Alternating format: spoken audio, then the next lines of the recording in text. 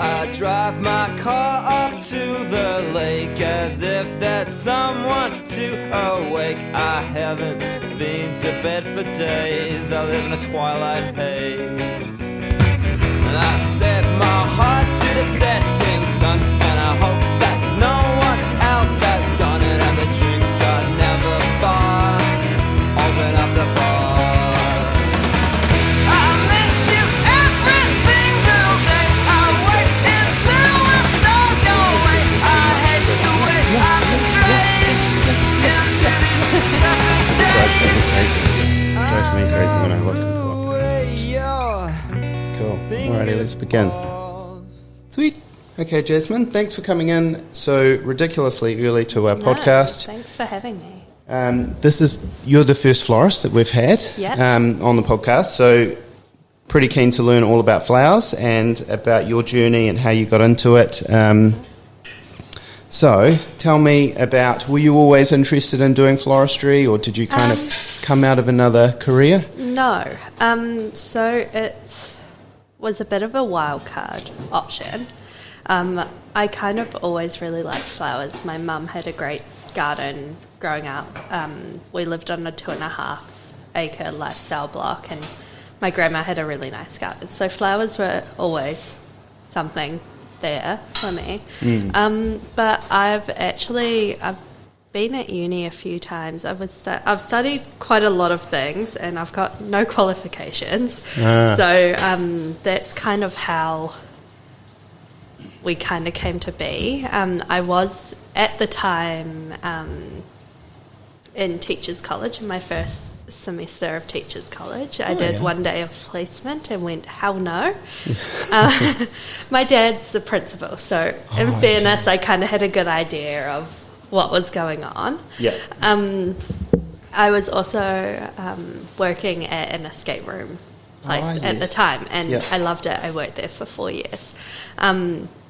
But I have a chronic illness, which made going to study really hard. I've had 5 surgeries over the last 5 years, and am sick quite often. So traditional study ways aren't great, especially things that are so practical, like teaching. But working at the escape room was great. They had hired me when I was a young just turned 19-year-old. They were very understanding. It was a very chill, nice social job. But kind of long term, it wasn't what I was wanting to do, even though I would go back in a heartbeat, because the culture around the job was so much fun. So I was working there part-time, and my family was like, well, you've kind of got to be doing something a wee bit more. So I'm like, fair enough. Families are so helpful. Love my parents to death, but they drive me insane. Death being the key word. No, just kidding, parents. So I started kind of dabbling in the flower industry. I was just making bunches for my friends. I was selling a few on Marketplace and just kind of seeing how it went. About a year into it, it became a full-time job when I got made redundant at the escape room place. They kind of knew that I was... With COVID, presumably? No. Was it all kind of... They were looking for more staff. Well, not more staff, less staff, but kind of shifting the roles around. And they knew I was probably going to be the leave. So they're like, you're going to be the easier. And I'm like, okay, fair enough. Did they frame it to you as that you were escaping? Kind of. It was still great friends with everyone there. Absolutely love it. Was so supported. And it was the good push I needed to kind of really go into my business and make it a full-time thing. Otherwise, I would have been far too comfy on getting paid my wages, going to work. I remember at a similar age, I had a boss which did the same thing, and he said he pretty much told me, you have to leave. And it was really good, because he said, you know, you don't fit in here in a nice way, and sort of he was right. Yeah. It was really cool because it kind of forced me to take a big jump into my business, because we've been open. It was 2 years in June. We basically were running out. When I first started, I was running out of my flat with flowers all over the place whenever there was weddings. The boys in my flat were like, this is insane. Can I have some bench space back? Because we were living in a 110-year-old cottage, and the kitchen was like really small. So it was the whole house was tiny. It was like, when I say cottage, very cottage. Yeah. So it became a bit of an issue, and then we got a really great opportunity to sublet a space within a vintage clothing store in Box Quarter Boutique. Oh, yes. Alongside Joshua there, which kind of gave us the opportunity to try having a bit of a physical location, which was great because it meant no more flowers at home, and it meant we could offer pickups for people rather than them like rolling up to our house, which is like, as a young woman, kind of creepy sometimes. And it also meant we weren't having to wait around for people to come pick up stuff either. That's fantastic. So already you had customers coming and going, and you had a sort of a steady stream of which was business. really cool. And then in May, I want to say May, or 1st of July, we moved into a bigger space in Box Quarter that's our own, double the size of what we had, and that's kind of where we are now. Very busy, having a lot of fun, living that small business owner life, which is really cool. And I feel it's one of the things where I feel like I'm in the awkward phase where my business is growing really fast, but I'm like, I kind of don't want it to, because it's like I'm still enjoying it just being me. That's everyone always says this in business. That's a good problem to have. Often, they don't perhaps haven't experienced some of those problems themselves. But anyway, So, how would you describe your style of flowers? Great question. I think a lot of people, when they think of flowers, they think of like perfect little dome, like very grandma style. Right. I don't like that. I like very wild and whimsical, very deconstructed is a word people have used before, which I'm not sure how I feel about. Almost effortless. Like for weddings, I've had brides say like, I want to look as if I've walked through like a wildflower patch and picked the flowers on the way to the ceremony, but have it look like I didn't do that. Which is really cool, and I think a really beautiful way of looking at it. I think one of the biggest things that sets us apart from other florists is we have a huge focus on sustainability. We don't use floral foam. I'm not sure if you've seen the yucky green stuff. Totally. As a youngster, I've spent many hours just pushing my finger into that. That's essentially all it does. You stab the flower into it. Unfortunately, it is entirely what is it made out of? Microplastics. So that's the issue there. So we have never used any of that in our business because my partner Josh and I both want to have our kids experience New Zealand how we experienced it. We really love our native waterways and national parks and things like that, and birds. My partner loves birds, so that's really important to him.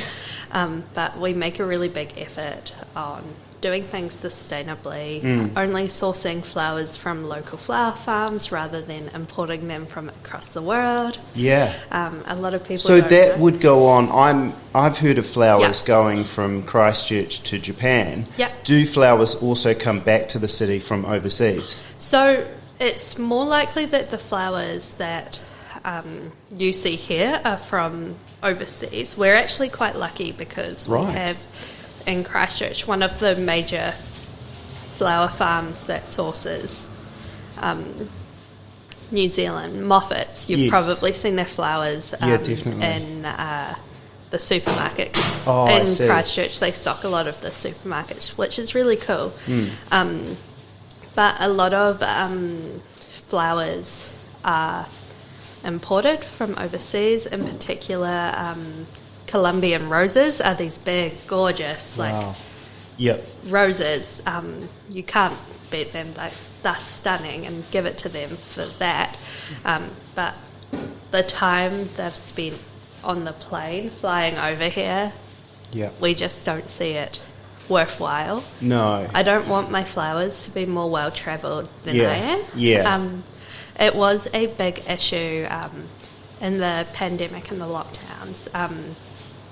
The supermarkets were stocking flowers from imported growers, but they weren't allowed to stock them from local growers because of the lockdowns. So it was a whole predicament there. In that kind of sense where it didn't make much sense. No, perhaps. it made not at all. no sense, which was very frustrating, especially because it's peak season for a lot of people. Crazy. I never thought about flowers during the lockdown in that way. I do recall, I've erased a lot of it from my memory, but I do recall people, wiping down their groceries when their groceries would arrive at their front door and stuff. So presumably smelling a rose that might have come from the shop might literally kill you.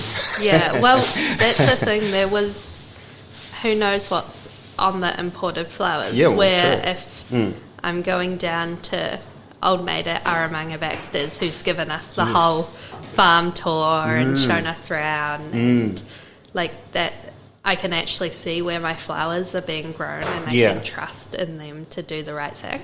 So can you buy organically grown flowers? Like, are there flowers out there that have not had pesticides sprayed on them and things like that, or? This is a bit of a question for the flower farmers, because I'm not much of a... No. I'm not much of a gardener myself. I know there are a lot of people out there where they do... It depends on what you're saying by pesticides to an extent as well. But honestly, I don't think I could answer this question too well. It would be one for a flower farmer. Well, that'll have to wait. I'll save that one. Next podcast. No, I was just thinking as far as the sustainable practices go and stuff like that. You could, I'd say you could grow flowers without it. I'm sure, grandmas do it in their gardens all the time. Just on bulk, I'm not sure how that would go out, and especially in glass houses and things like that. So some of the other sustainable things that you'll integrate into your business, is that sort of around the packaging, the paper, and the ribbons, or we wrap in paper, recycled paper. That was kind of the first thing that when we started our business, because florists use a lot of paper to wrap their flowers. The second thing we do is we use flowers when they come from the flower farm, whether I like it or not, often come in the plastic sleeves. No real way around this. It is soft plastic recyclable, which is great. Take it to the supermarket. That's right. But as it came into summer, we're like, okay, we need to find an efficient way to keep the ends of the stems wet while they're out for delivery. So we cut that up, slice it open to hold in some water. And we use the rubber bands that come from the flower farms as well, which is great because it means we don't have to buy anything as well. We also use satin ribbons, and we keep them quite long when we tie off our bouquets, because I go pretty ribbon crazy. But then people can reuse them when they're wrapping up gifts, because they're about 1 metre long. I go crazy, or my friend uses them in her hair quite often. Which is cool. So there's always a reusability. Or an answer to everything that we put out there, which is good. Oh, that's cool. That's interesting. The I haven't really thought about the sustainable side of things too much when it comes to flowers. What about keeping flowers fresh at home? Mm-hmm. There's a lot of myths and kind of, like as growing up, I remember my grandmother putting a copper coin in the water. There seems to be a lot of mystery and kind of... I don't know too much about the copper. I've seen and heard that enough, but it is... I haven't had a chance to try it because we don't really have enough copper lying around these days.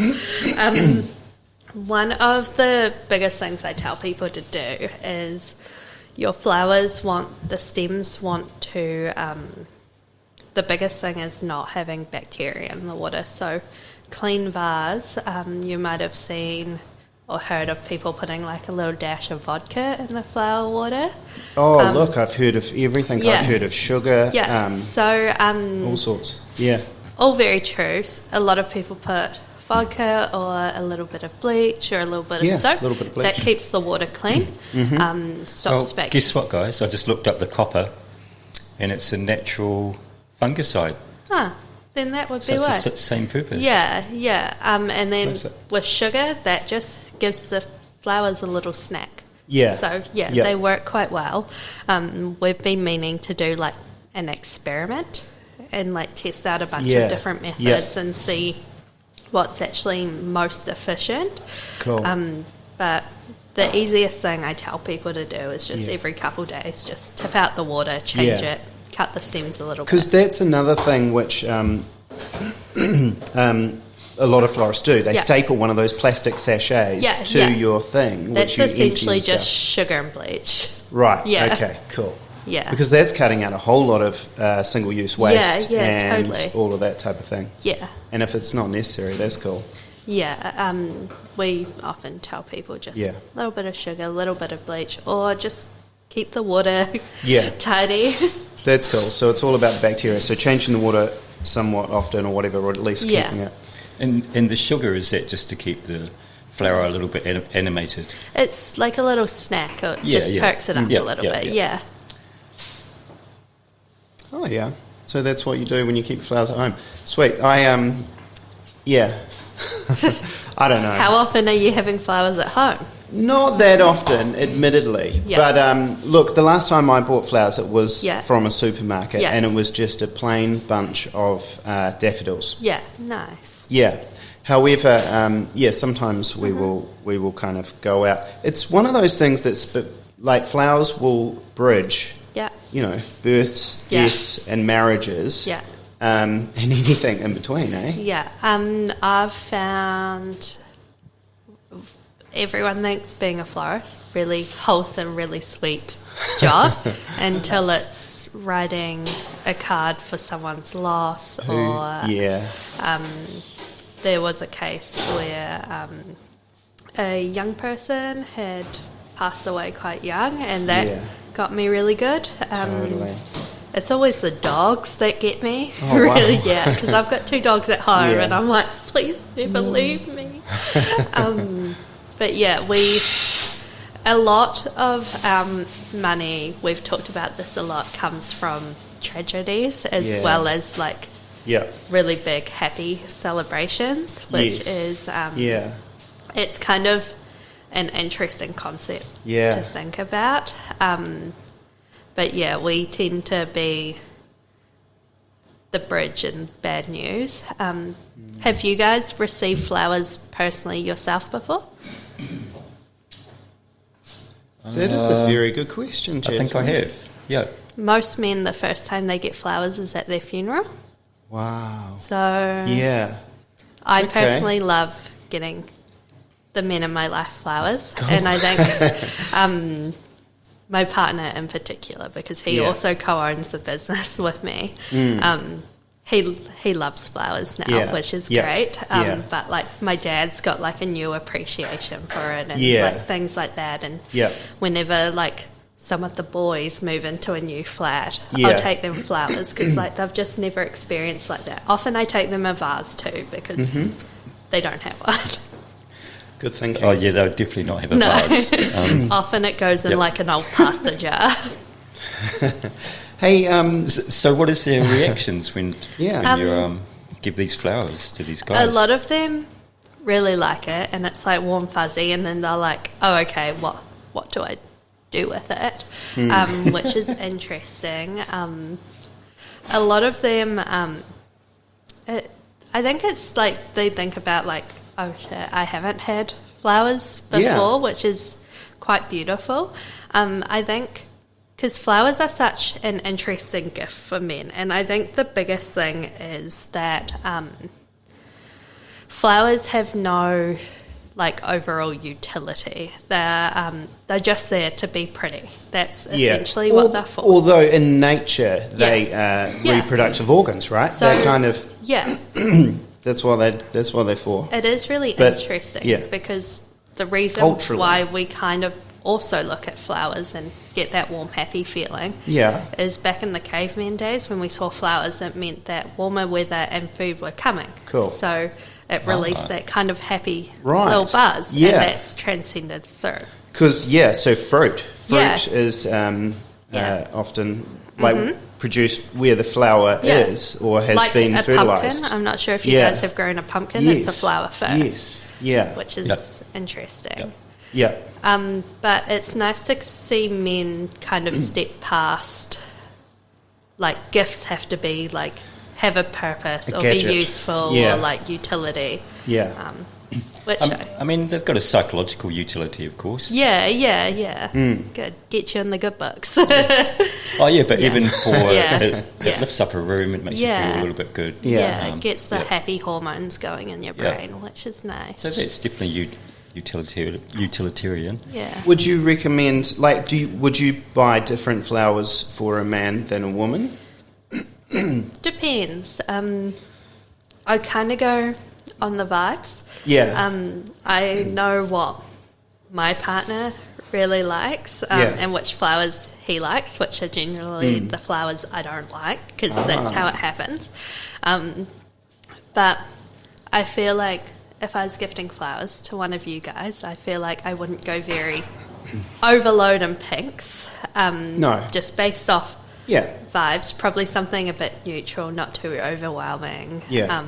Probably something that smells good, because no matter what flower I have in the shop, men always just go to sniff it, even if they don't smell it all. So, Well, we are like cavemen. yeah. So, Sniff flower.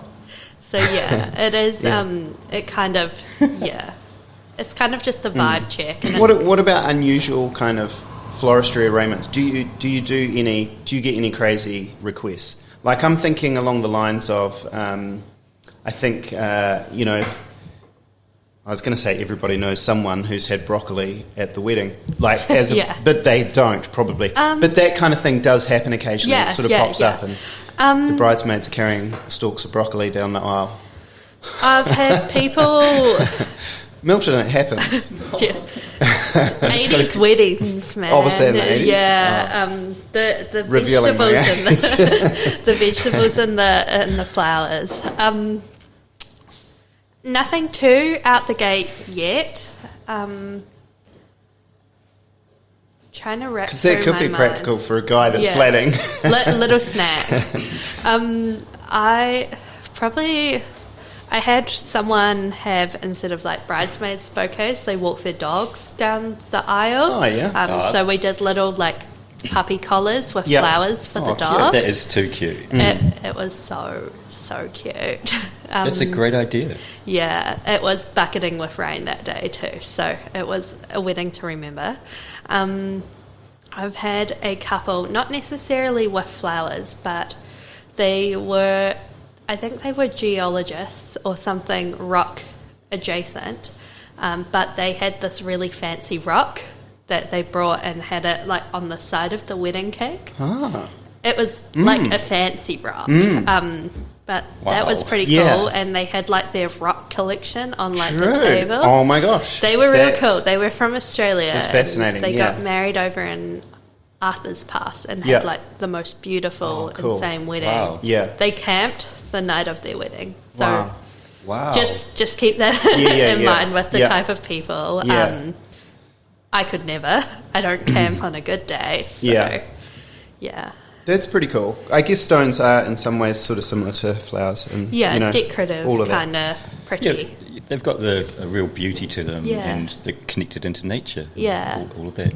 Yeah, it was probably one of the most fun weddings I've done, when you see like people putting a little bit of themselves into it rather than just following the trends, which is really cool. And it means that it's never gonna, like, it'll be timeless. It's not going to go out of trend because it's something that's so true to you and your partner. 100%. What are the current trends? Good question. I've noticed dried flowers. Dried flowers on the way out. They're on the way out. Yeah. I personally, I don't like dried flowers because I don't like working with them. Yeah. I do mainly fresh flowers. There's people out there who do beautiful dried flowers. I just don't like how crumbly they are. I say it's like eating toast in bed and like all gross. Yeah. But the people who do that, if I get inquiry for dried flowers, I refer them to someone else because I'm not good at it. They're better at it. Mm-hmm. It's not worth it for me. Yeah. We're seeing a lot of matched bridesmaids dresses, so not all wearing the same, which I think is quite cool. Yeah. We're seeing a lot of the trends we see in Australia before they get here, which is quite nice because they're always a few steps ahead. Yeah. However, people in Australia tend to have a bit more income than the Kiwis, especially the ones that are popping up in the bridal magazines. So we're getting a lot of like flowers down the aisles, which are quite cool. Lots of candles on the tables, which is cool if your venue allows real candles, because some don't allow them to be lit because of insurance purposes and these gorgeous heritage buildings that you don't want to burn down. True. Yeah. Lots. Everything's kind of always changing, and it's changing quick because of the old TikTok. Yeah. TikTok's got a huge sway. Do you have a TikTok account? Yeah. Yeah. Do you enjoy it?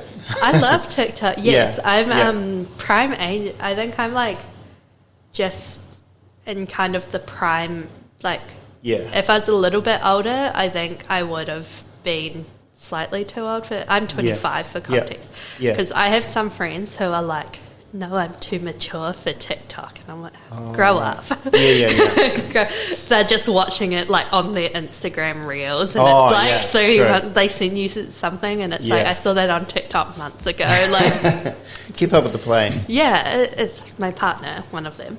But yeah, I think the beauty of TikTok is that once you're on it for a while, it customizes to you in probably some questionable ways, but I've got nothing to hide. No. Take my data. Yeah.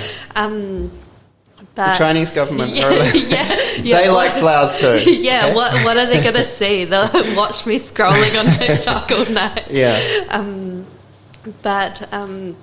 I think, like, I crochet and I knit and I do all these, like, little hobbies that I've learnt a lot of it. Like, I basically taught myself to crochet through TikTok. Wow. I use, if I'm making, like, when I first learnt to make flower crowns for weddings, I just looked up a tutorial on TikToks. Often, like, the flower girl will be wearing I see. I'll just look it up on TikTok, because if you can teach it to me in less than a minute, like, we're probably going to be good. I don't want to watch a whole 10 minute. So you blend the crocheting and the flowers. My TikTok's very craft heavy. Lots of crochet and knitting at the moment. Do you TikTok? Look, I did. We've got a small business called Sammy Bags as well, and Sam is 22, turning 23 this year, and she's very much the TikTok generation. And I kind of got into it for a while, and then I kind of pulled back. And we had a video go viral, having like 350,000 views, which was fantastic. It only really translated into about $350 worth of sales, which wasn't perhaps, you know, would have been great if it was more. However, I kind of see it just as kind of like a marketing tool, and it is something that's interesting, because in marketing, the biggest thing for me has been like, well, my current demographic is going to have to be people who live in Christchurch, because I don't want to send flowers across the country or across the world, because it kind of defeats the purpose, and it's taking away business from other local florists, which I'm not about. No.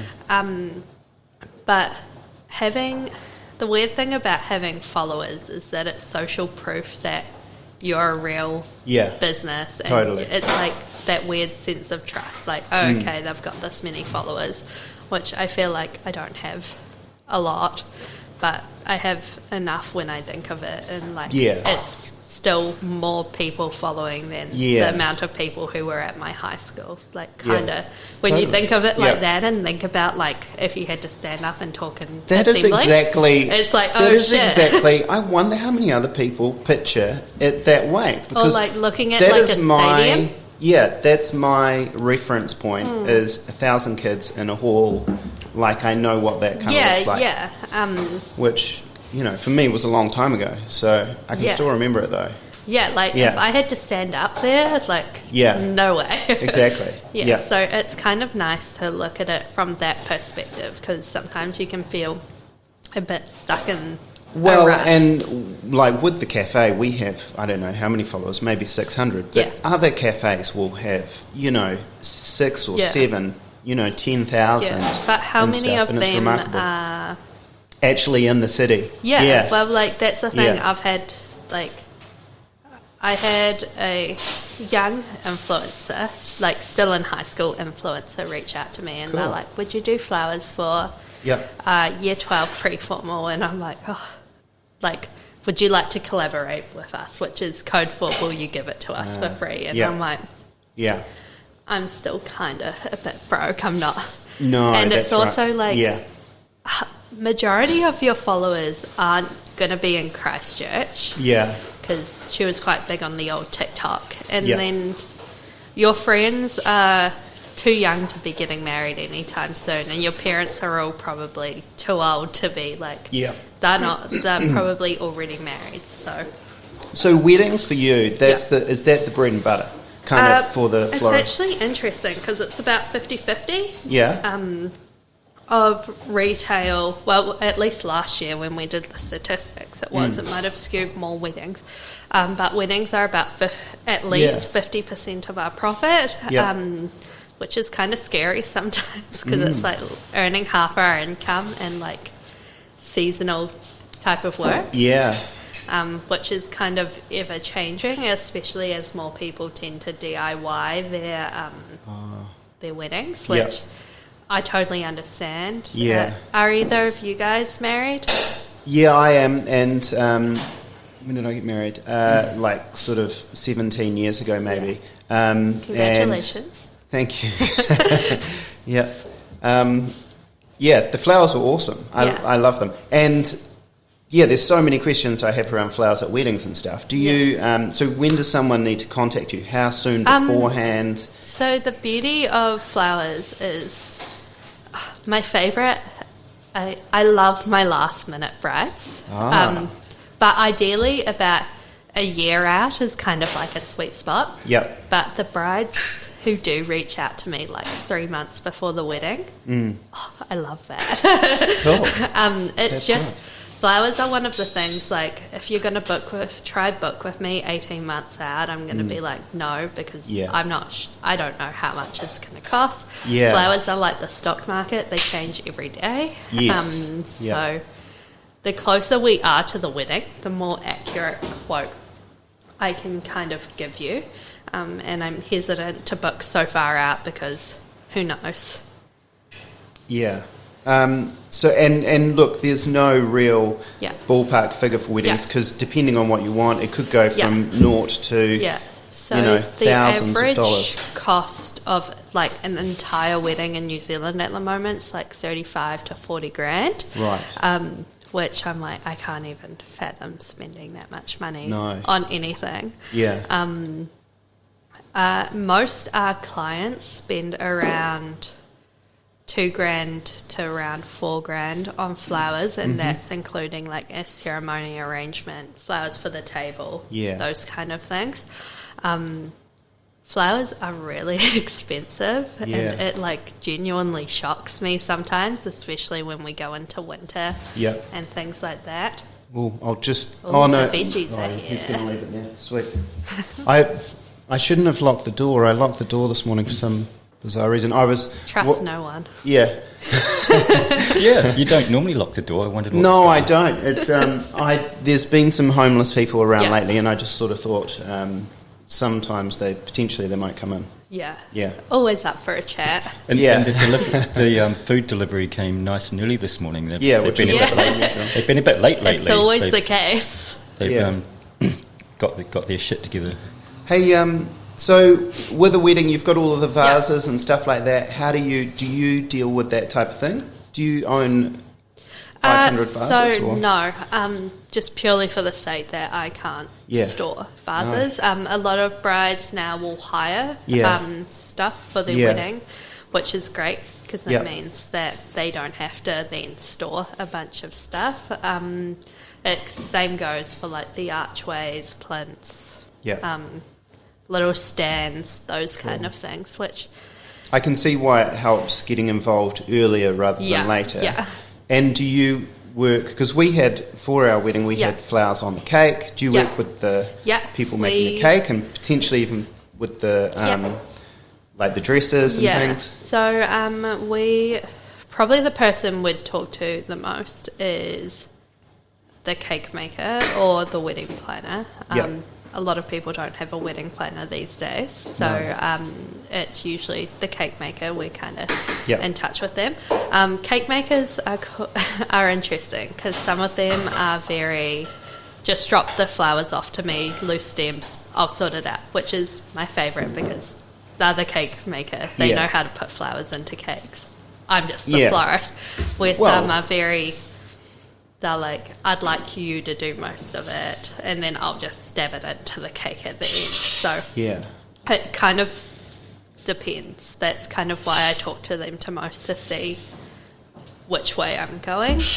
Most cake makers want to do it themselves just so they can prepare it and like make sure it's how they want it, because at the end of the day it's reflecting their work. So they must have to take quite a lot of precautions as to keeping those flowers fresh on a cake. So a lot of the time we'll give them flowers that can deal pretty well. A lot of the time the flowers can go in the fridge and survive very, very well. If the cake's in the fridge, it's not really an issue. What about another thing I was thinking about, all of the foliage that comes with floristry, and do you do much of that kind of stuff? Like, is it sort of does it go in with your style of that whimsical kind of? Foliage is a big part of floristry, and it's just as expensive as the flowers are. Right. We're very lucky in New Zealand, in Christchurch in particular, where a lot of the florists will forage a little bit from the red zones, which is cool to have kind of a resource there. When I first was getting started, I was just playing around with what I could find in the red zone. It kind of just helps I guess when you're getting started, keep costs down to kind of play around with. Something that people don't really realise is for floristry, you want really nice straight stems. However, like where branches can be kind of grown in nature, but bendy, not long enough to do anything with. So you kind of get a bit more fussy the longer you've been in the industry. Do you ever make like wreaths for people, like kind of Christmas or? So last year me and my friend just made Christmas wreaths together. As a little fun thing to do, but this year I think we'll do some workshops for Christmas wreaths for people to hang on their door, which will be really fun. I didn't do it last year because we had just moved into our subletting space, so it was all very overwhelming and big and scary from the get-go. So it's nice to kind of, this year, I'm like, okay, cool. This is what we'll actually do over the festive season rather than... Plan it ahead a little bit and stuff. Yeah. No, so, and workshops, you're able to do a workshop at your little studio. Yeah. And... So, we can do like hens party workshops, private function workshops. Sometimes we do public workshops. We also have a few local makers run workshops in our spaces, which is really cool. So doing things like painting mugs or like pottery, those kind of things. Yeah. That's cool, because it's just like a nice vibe. Yeah, it's just, and a lot of these makers are running out of their house and they don't want people coming into their house and it being a whole thing. That's cool. So how many fridges do you need running to store all these flowers? I have one keg fridge. I was lucky to inherit a fridge from our shop is in the same precinct as Flux. They had a keg fridge that didn't get down to the right temperature. Luckily, it was an optimal flower temperature, so it was free to a good home, and I quickly called dibs on the email chain. So we've just got the one, which is great. I guess how many fridges you need depends on how many flowers you're getting in. Yeah. However, this is the first time I've actually only just started to get a fridge. Last year we did summer without a fridge and it was a nightmare. Yeah. And I would never want to go through that again. No. Yeah, we did a wedding out in Akaroa on Waitangi weekend last year, and it was so hot that I put one of my vases down on the driveway, like concrete driveway, and it shattered instantly. Wow. So, yeah.